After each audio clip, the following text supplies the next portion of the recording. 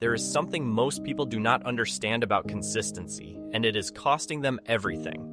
Right now, as you are watching this, your brain is making a calculation. It is weighing the effort of actually implementing what you learn here against the comfort of just consuming this information and moving on. That calculation, that split-second decision your brain makes thousands of times per day, is determining the entire trajectory of your life.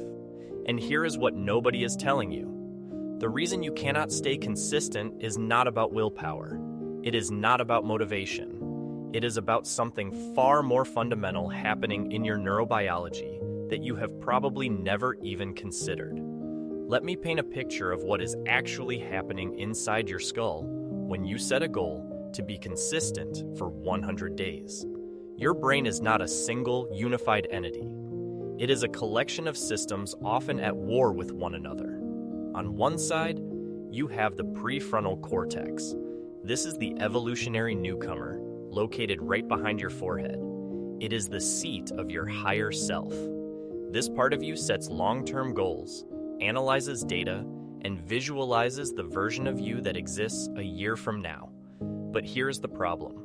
The prefrontal cortex is like a CEO of a massive corporation who has no direct contact with the factory floor. He makes grand declarations, but he has very limited power to enforce them. On the other side, you have the limbic system. These are the older, primitive brain structures, the caveman within. The limbic system operates on two simple commands: seek immediate pleasure and avoid immediate pain. It does not care about your 100-day challenge. It does not care about your beach body or your startup. It cares about conserving energy and keeping you safe in the warm cave of your current habits. When you wake up on day 1, the CEO is in charge. But by day 3, when the alarm goes off at 6 a.m. and the room is cold, the caveman takes over. He floods your consciousness with justifications. You're tired. One day won't matter. You'll work twice as hard tomorrow. Which part of your brain wins this battle is not random. It is determined by neural pathway strength. If you have spent years choosing comfort over discipline, those comfort pathways are 8-lane superhighways. Meanwhile, your discipline pathways are barely visible dirt paths overgrown with weeds. Every single time you follow through on your commitment, especially when you do not feel like it, you are performing a physical act of infrastructure development. In your brain, neurons communicate through electrical signals. To make these signals move faster, your brain uses a process called myelination. Think of it like this. Your neural pathways are like copper wires. Myelin is the rubber insulation around the wire. Every time you repeat a behavior, your brain wraps more fatty sheets of myelin around that specific circuit. The more you use a pathway, the more insulated it becomes. This prevents the electrical signal from leaking out, making the transmission faster and, most importantly, more automatic. This is the neuroscience of why the beginning is always the hardest. In the first 20 days, the signal is traveling down a leaky, uninsulated wire. It requires massive amounts of electricity or willpower to get the signal through. But by day 60, the insulation is thick. The behavior becomes hardwired. This is how discipline moves from being an act of exhaustion to being your default setting. Let us break down the 100 days into the specific biological and psychological hurdles you will face. If you know they are coming, you can survive them. Phase 1. Phase 1. The dopamine honeymoon, days 1 to 7. You start with our initial commitment enthusiasm. Your brain is gorging on dopamine because you are in love with the idea of change. You feel like a new person already. But this is a trap. This phase is a neurochemical illusion. It is making you think consistency is easy. Warning, never trust the version of yourself that makes plans on a Sunday night when you are motivated.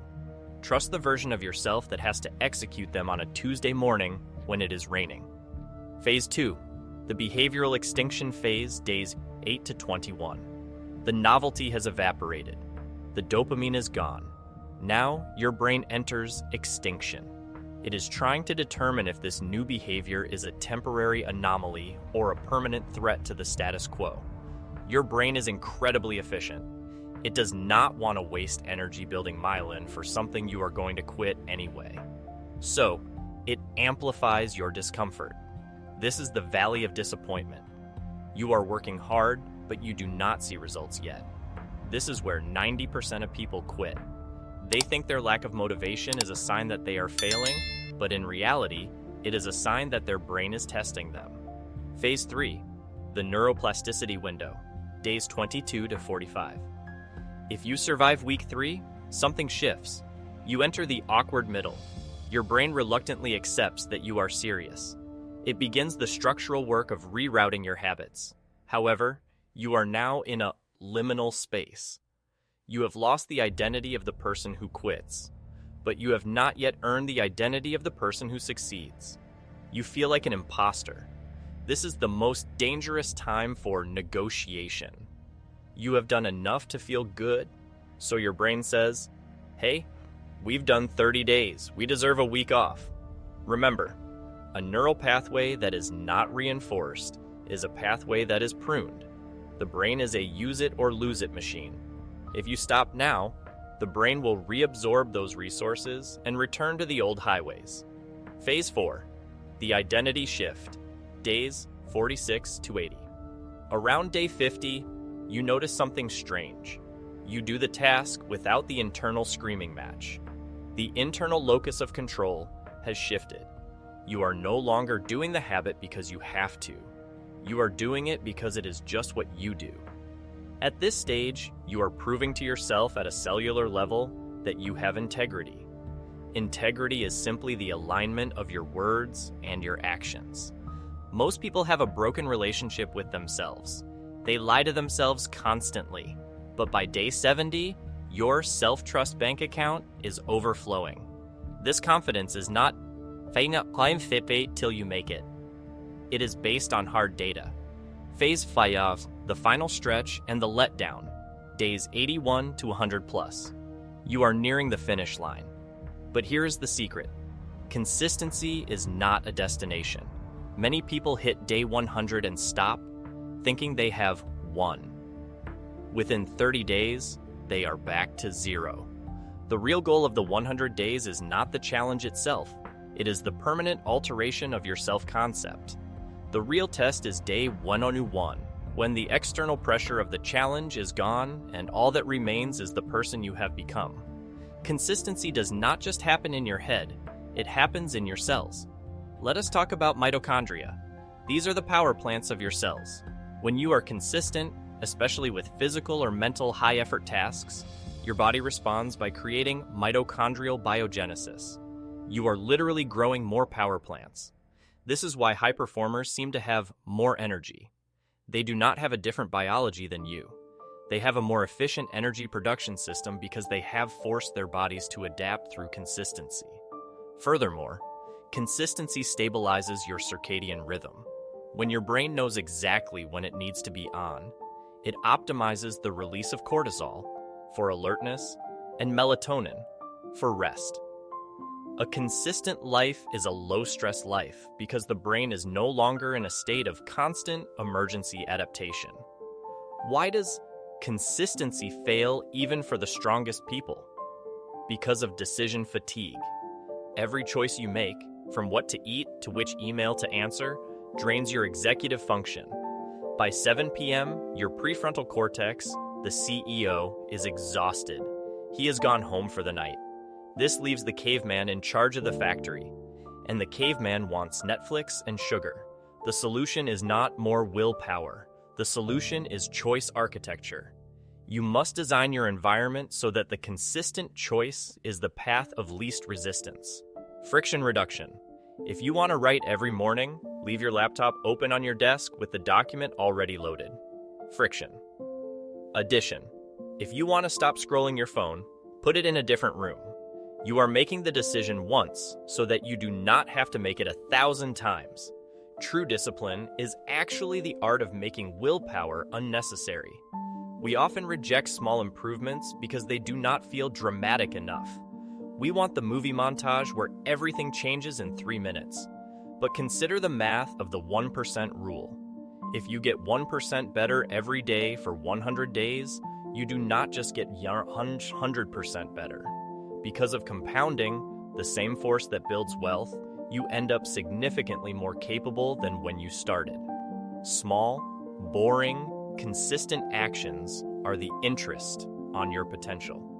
Most people quit because they are looking for the big win, while the winners are busy stacking up tiny, invisible victories. Psychologists have identified a phenomenon called the "what the hell" effect. It happens like this. You miss one day of your 100-day streak. Your brain says, well, the streak is broken, everything is ruined. What the hell? I might as well quit for the rest of the month. This is the ultimate trap of the perfectionist. Perfectionism is the enemy of consistency. Real consistency is not about a perfect 100 out of 100 score. It is about your recovery rate. If you fall off the horse, do you lie in the mud for a week, or do you get back on within 24 hours? In the neurobiological world, a single off day is just a blip in the data. It does not destroy the myelin you have built, but 2 off days start to build a new pathway. A pathway for quitting when it gets hard. Never miss twice. That is the golden rule of the 100 days. As you move through these 100 days, something profound happens to your worldview.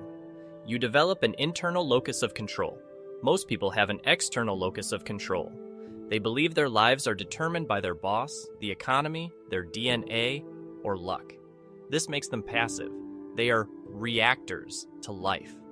But when you complete a 100-day cycle of consistency, you gain evidence-based confidence. You have a mountain of data proving that you can change your reality through sheer, focused action. You stop waiting for perfect conditions. You stop waiting for the right time. You realize that the conditions are irrelevant. The only thing that matters is the work. This shift is the difference between a person who settles for the life they are given and a person who builds the life they want. These 100 days are not just a challenge, they are a crucible. A crucible is a container used to melt metals at high temperatures to remove impurities. The heat of the 100 days, the boredom, the fatigue, the social pressure to be normal is what burns away the old, weak version of you. It burns away the excuses. It burns away the need for external validation.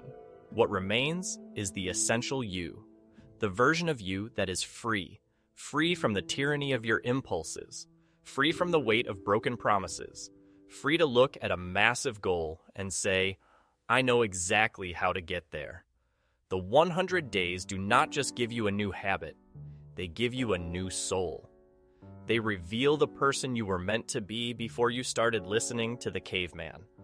When you reach day 100, take a moment to look back, not at the results, but at the evidence. Look at the calendar and realize that every X is a battle you won against your own biology. But do not celebrate too long, because tomorrow is day 101, and on day 101, there is no video to watch, no coach to cheer you on, and no streak to maintain for anyone else but yourself. Day 101 is where the performance ends and the lifestyle begins. The question is not whether you can do it. The neuroscience proves that you can. Your brain is ready to be rewired. Your cells are waiting for the signal to adapt. The only question is, are you willing to face the caveman tomorrow morning and tell him that the CEO is back in the office? The clock is ticking.